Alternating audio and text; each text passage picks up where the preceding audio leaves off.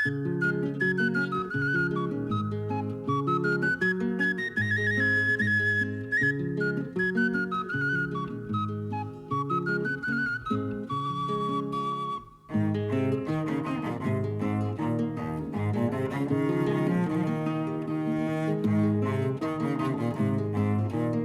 饿的马加什。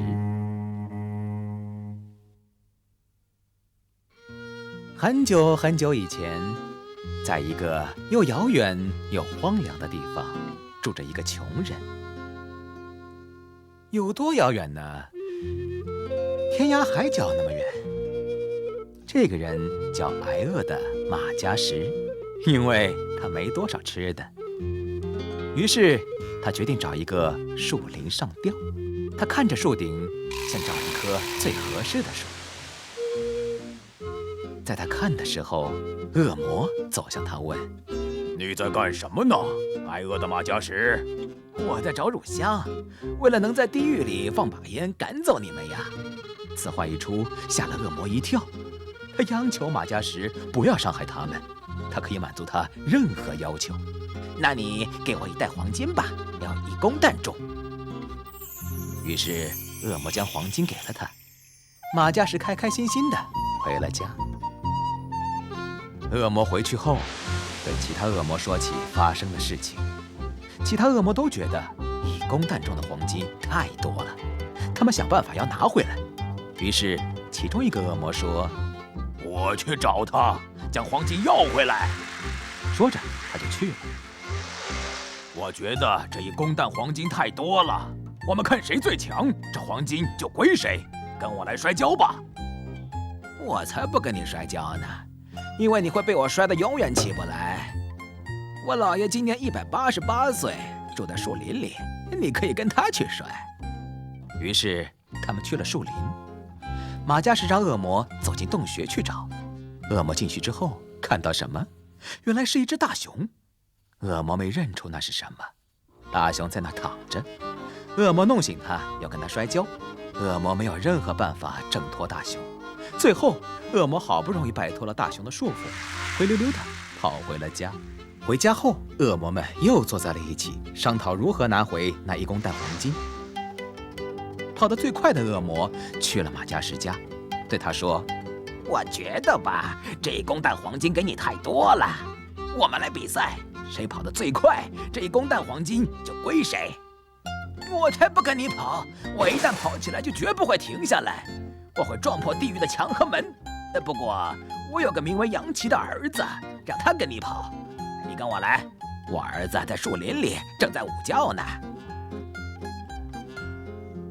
马加什知道，兔子一般都在树丛里睡觉。“儿子，杨奇呀，快起来，去跟恶魔赛跑去！”兔子被吓了一跳，一个箭步跑了出去。恶魔跟着他跑。当恶魔跑到森林时，已经看不到杨奇的影子了。“我可从来没想过你有跑得这么快的儿子。”这恶魔也回伙伴那里去了。恶魔们再一次坐在一起商讨。一个强壮的恶魔说：“那我去吧，我来将1公担的黄金带回来。”他去到马加什那里，对他说：“谁能将你的马举起来，在院子里溜6圈，但中间只能停下3次，谁做得到，黄金就归谁。”马加什慌了一下，因为他连马都举不起来。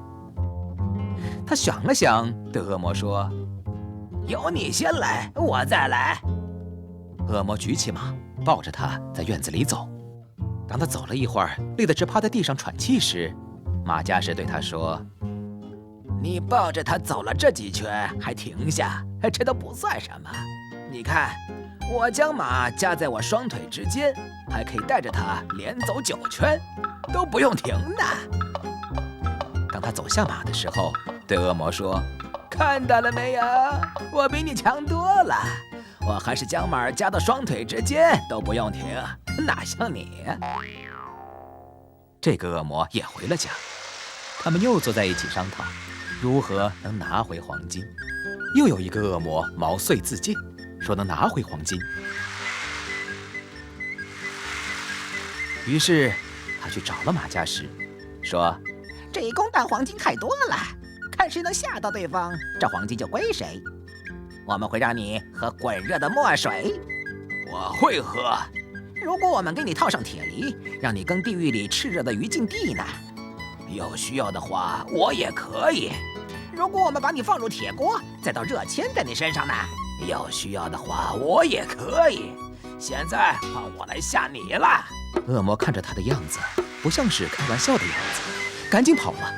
回去之后对大家说：“那1公袋的黄金还是留给马加什吧，因为他比我们还恶魔。”马加什死了之后，去往天堂的时候，他们没有让他进门。你去地狱吧，你的位置在那里。你是与恶魔做朋友的人。于是他又去了地狱，但是恶魔也没让他进去。最后，马加什只能坐在天堂的大门前，直到现在也还坐着呢。等我们死后，就真相大白了。